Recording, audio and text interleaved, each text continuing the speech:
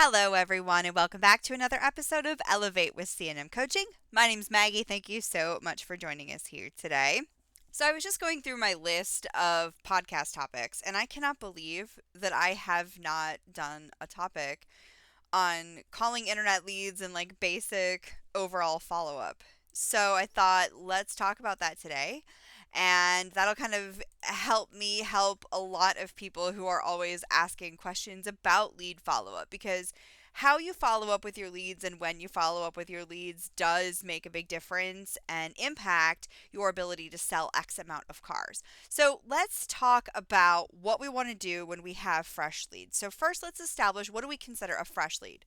So a fresh lead is going to be somebody who has gone to your website and submitted an inquiry either on a vehicle or they've done an application. It also could be someone who picks up the phone and calls into the store. And it could be somebody who physically stops by and visits the lot. These are all considered fresh leads. So let's first go over the internet leads. So you receive an internet lead, it comes into your website. The first thing you want to do is call the customer.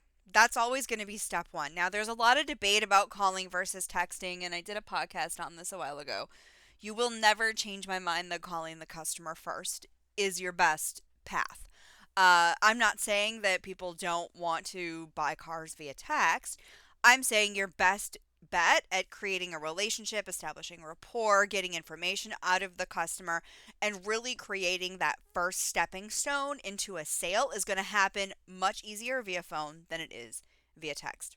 When you're texting, you don't have things like voice inflection to be able to assist you.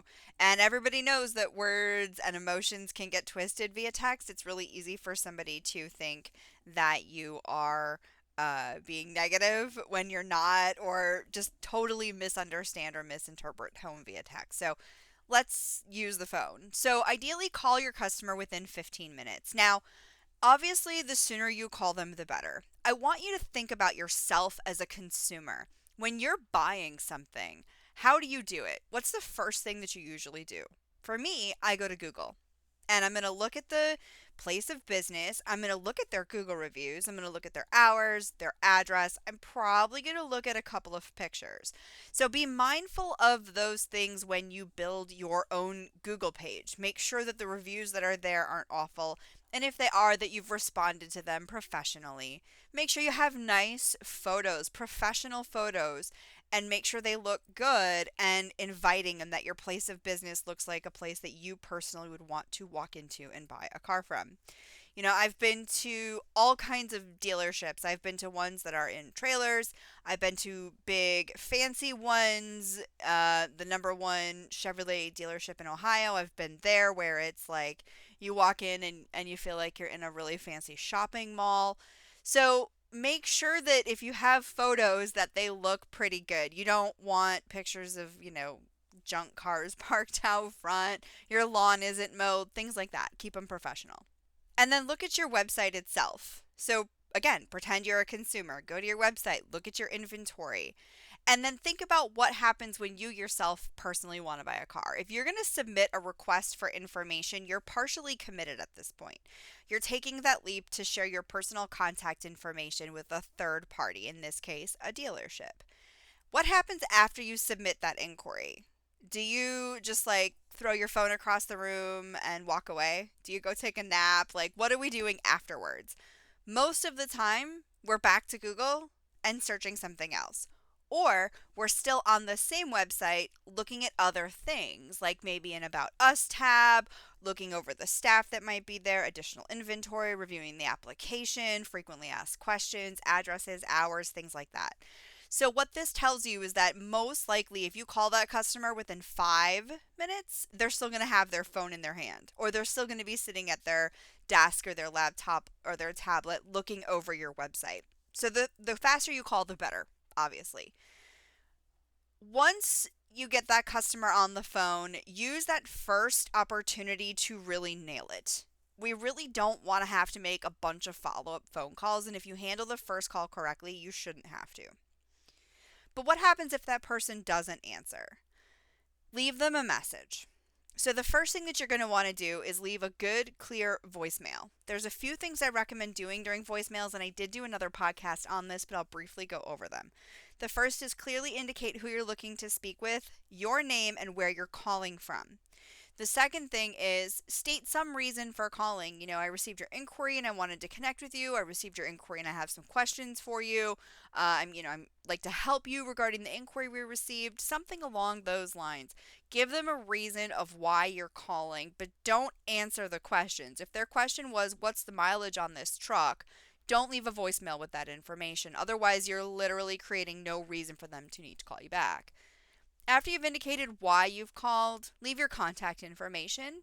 And then one of the most important things here is indicating when you plan to follow up if the customer doesn't call you back. So, for example, if I don't hear back from you by the end of the day today, I'll try to give you a call again tomorrow. Lastly, I do encourage repeating your contact information a second time just because cell phones are a pain in the rear. I can tell you this week I have Verizon and my cell phone has been all over the place. I'm not receiving text messages in a timely manner. I have to turn the internet off and then I'll get like 40 text messages all at once. This type of stuff happens to people, so leave your information and your phone number 2 times. One more thing as just a side note, cross-check your caller ID. Call your own cell phones. Make sure that your caller ID clearly states the name of your business and that it doesn't say private name, it doesn't say unknown name, or it doesn't say another business. You want to make sure that it's your actual business. If you have to leave a message, then as soon as you hang up, send the customer a text. "Hey, this is Maggie from ABC Motors. I received your inquiry. I was hoping that we could connect. What's a better time for me to reach you via phone?" And send. This is, of course, making sure that you have your customer already opted into text messages. And as I've said 1,000 times, please make sure that you are using actual text messaging software and not using personal cell phones. We don't want anyone to get sued. Now, let's just assume for a second you've left this message and the customer doesn't call you back. Now, what do you do? Well, I would recommend if it's early in the day that you call them again later that same day. So let's say their lead came in around 10:30 in the morning. If you haven't heard from them by about 4 or 5, I would try them again just before you leave. Do not leave more than one voicemail per day, but you can call again. One of the techniques that I've seen stores use is call from a different phone number. I don't know how many outbound lines you have at the store, but that's another option that you have. Sometimes it works to get them to answer the phone, but don't use personal cell phones. But try to call back later that same day. Don't leave a message. If they don't answer, just hang up. And if they have opted into text messages, but they have not responded to your first text message, I would consider sending the customer an email. Same sort of concept. "Hey, I called you earlier this morning. I left you a message and sent you a text. I just tried you again now. There was no answer. You can feel free to respond to my email, my text message, or give me a call back at X. I'll try you again tomorrow morning." And then what I would do is the next day, try to mix it up a little bit. So yesterday you called them around 10:30, and then we called them again around 4 o'clock, and we sent them a text message around 10:35. So let's mix it up. Let's call around 3 o'clock, but maybe send a text message at noon. Just mix up your methods of communication, but try at least twice, a minimum of twice per day for the first 3 days. Now, I don't recommend leaving more than one voicemail. Again, unless you're playing phone tag with the customer, leaving more than one voicemail is a little bit unnecessary. They got the first one, highly likely. So just try to reach out to the customer at least twice a day for the first 3 days. And I do recommend that you rotate the times that you're contacting the customer. A lot of times I'll talk to people about unsold follow-ups and you find out they do these calls every day at noon. Well, if your customer hasn't answered for the first 7 days at noon, what makes you think calling them on day 8 at noon is going to help you? Because you want to be mixing up these methods of communication and the times. So just try to see, what you can do with working through that, and always try to call them at least twice a day for the first 3 days. Now, after that, it's kind of up to you how you want to proceed. After 3 days, either they're not interested, they spent the money if you're a buy here, pay here store, they don't have the down payment anymore, or they've bought from somewhere else. So at this point in time, I would still try to call them at least up until day 7, but I would back off how many times a day you're contacting them while continuing to still rotate your methods of communication and your times of day that you reach the customer. And just make sure that when you're sending text messages and making phone calls that you don't forget about email. Email is sometimes a really great way to get your value statement off to your customer. And one of the things that you can do, say you give back to your community. Like I've worked with a lot of dealerships that do adoption drives for the local animal shelter, or they donate a specific proceeds to, the library or the high school or whatever it might be, a food pantry. If you do things like that, video is a great way to get that message across to the customer. And using your email to convey these messages to the public is one of the best ways you can not only build a good reputation within your community, but also help pique a customer's interest to make them feel like you are a good person and a good partner to potentially do business with. So don't forget, you can use email for marketing in those instances, and you can also ask for referrals. Even if you didn't sell this person a car, if you have a good solid referral program, put that together in a video or type up a really good email that looks clean but has all the information needed for a customer to feel enticed to refer someone to you. Now, once your 7 days are up, and this is going to apply for all types of leads, I still suggest putting this customer on a rotation. Your follow-up rotation is going to depend on a couple of things, like what the customer situation was, what they were experiencing, and what happened with your communication. If you absolutely never ever even spoke to the person, you could probably put them on a 3 or a 6 month follow-up rotation. If you spoke to them, but it was like a iffy situation, or perhaps they maybe just didn't have the money right now, then maybe you want to put them on a 30-day follow-up rotation. Either way, set up a task to follow up with those customers, or if you don't have a CRM, put it in your Google Calendar to remind yourself to follow up with this customer in X amount of days. Now, let's talk about your inbound phone calls, because these are sometimes forgotten as leads. A lot of times I'll ask a dealership, how many leads do you get a month? And they forget about their inbound phone calls. Those are still leads. That's a person who took the time to pick up the phone and call the store.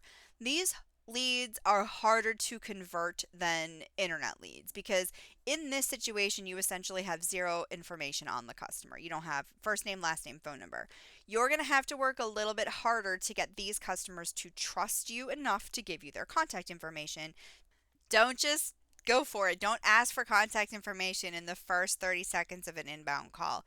Oh, by the way, my name is Maggie and yours is, in case we get disconnected. Don't do stuff like that. Inbound phone calls and rapport building is a lot like dating. You're not going to go on a first date with someone at the end, go, hey, you want to marry me? And think about the level of commitment it is to purchase a vehicle. It is obviously not as serious as marriage. However, easily comparable, because you're not going to start off a date by proposing to your date. And that is what giving contact information is. It's personal. They don't have to give you their information.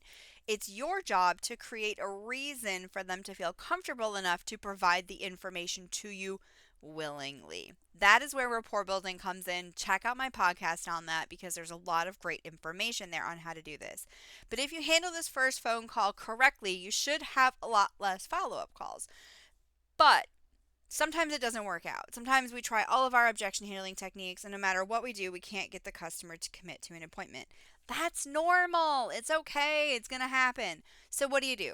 Put them on your follow-up rotation based on their excuse. So let's say, oh, I have to check my work schedule. And you say, okay, no problem. Why don't we do this? We get super busy down here. I know how valuable your time is. My advice would be for us to pick a day and time now. And if you check your schedule and it doesn't work, it's not a problem. Just give me a call.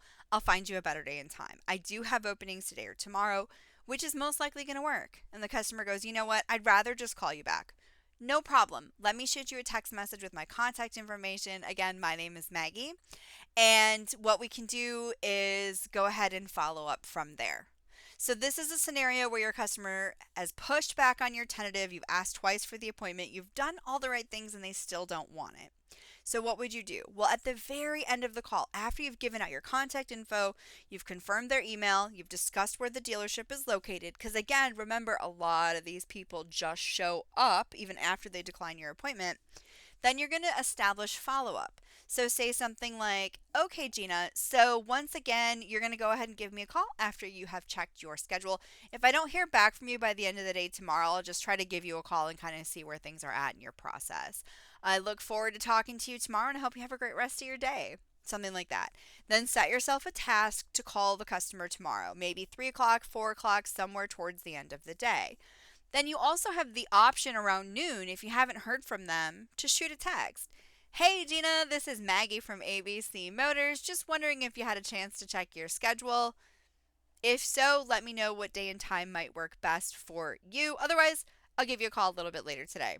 And then if you don't hear back, make that phone call, leave that voicemail. And then the next day, same kind of concept, but I'm going to flip flop. I might call in the morning and send a text in the afternoon.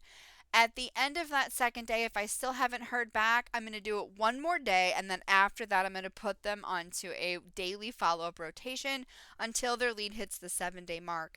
And then I'm going to decide from there what I want to do with it based on the information that I have.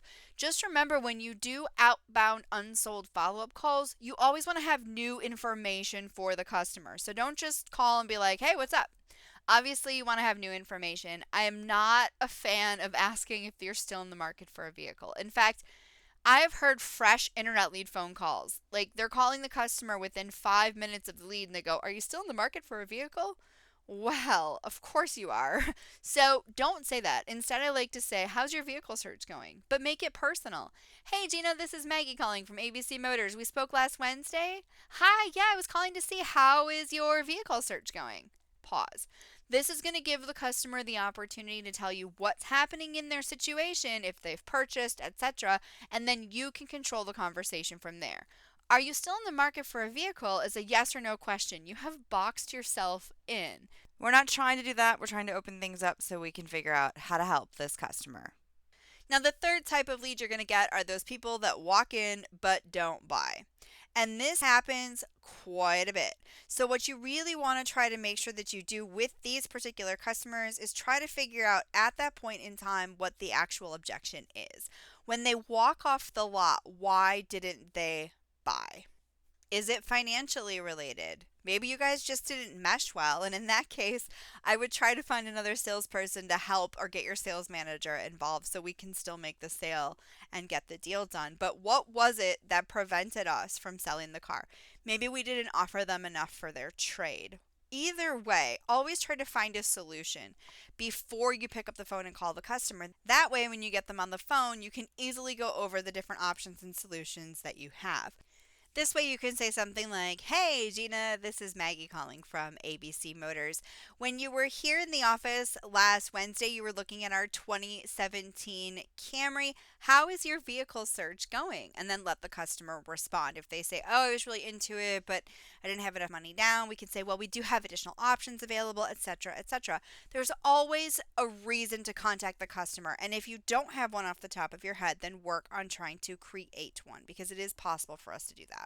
And then my last piece of advice pertaining to follow-up calls of any sort, regardless of the type of customer that it was, is to always turn whatever reason or excuse that they have for not coming in or not buying and take that and make that an appointment. Make that a reason to come in. If a customer says, well, I was really interested in the Camry, but I didn't have enough cash, maybe we have other Camrys that are available for less money down or a less monthly payment, things along those lines. So sometimes you want to think outside the box and say, well, I do understand that, finances are a concern for you. I think the best thing for us to do is to have you come back in. Let's take a look at the different vehicle options that we have available that do meet your budget, and we'll do everything we can to try to find something for you from there.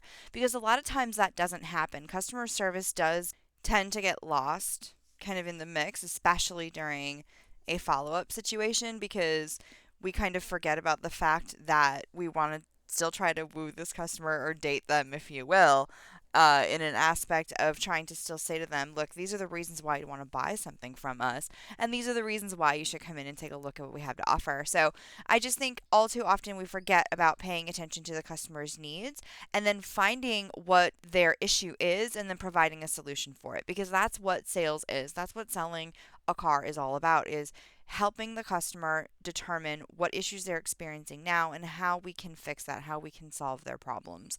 So just remember, when it comes to follow up, let's make sure that we're doing it. Let's make sure that we're sticking to contacting those customers.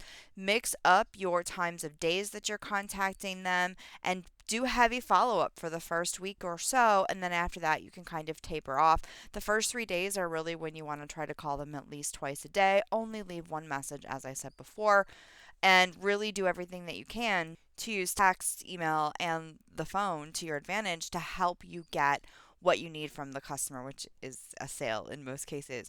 Now, the other thing just to kind of think about is once you get past that initial follow up, I do recommend still putting these customers on some sort of follow up rotation, whether that be 30 days, 60 days, 90 days, what have you. Also, use your email and your text messaging campaigns to help you draw attention to the store at various times as well. If you do sales or promotions, or maybe you're holding an adoption event for puppies, things along those lines, that's also stuff that we should text and let the community know about. Even if a customer didn't buy something from you, it doesn't mean that they may not be interested in one of these promotions that you have, or may have a friend that might be interested in them. And remember, referrals are the best way to grow your business as well. So don't forget all of those tips and tricks. I hope this really helps you when it comes to follow up, because I know there's a lot of gray area here. A lot of people have their opinions and their advice, and I still say, even with all the information that I have given you, you still need a good solid phone call.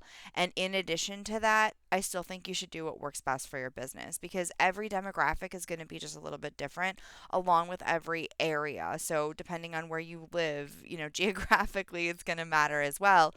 Not every customer is the same in every single state. They don't all respond the exact same. So you do have to take your, location into consideration when you're developing a follow-up plan.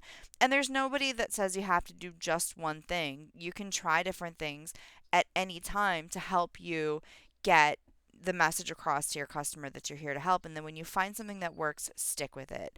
I think I'm going to do a separate podcast though on text messages and emails, because that's another topic that we discuss kind of heavily with clients. And it seems to be something where there's a lot of gray area where people don't understand what's the best way for me to reach out to customers. What should my text messages and my emails say? So I think we'll save that for another day so that this one doesn't get too long.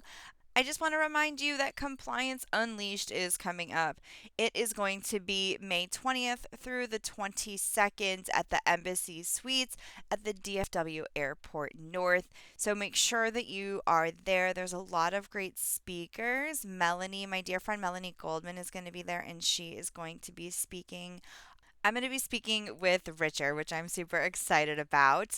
And it's called Undercover Compliance: Mystery Shopping is a Secret Weapon for Compliance. And that's going to be Tuesday, May 21st from 2:30 to 3:15 in the main ballroom. So don't miss it. You can find more information by going to complianceunleashed.com, and you can register there. You don't want to miss this. Like I said, bring your team. I highly recommend that you go. And thank you so much for joining us on this episode of Elevate with C&M Coaching. I will see you real soon. Hope you have a great rest of your day.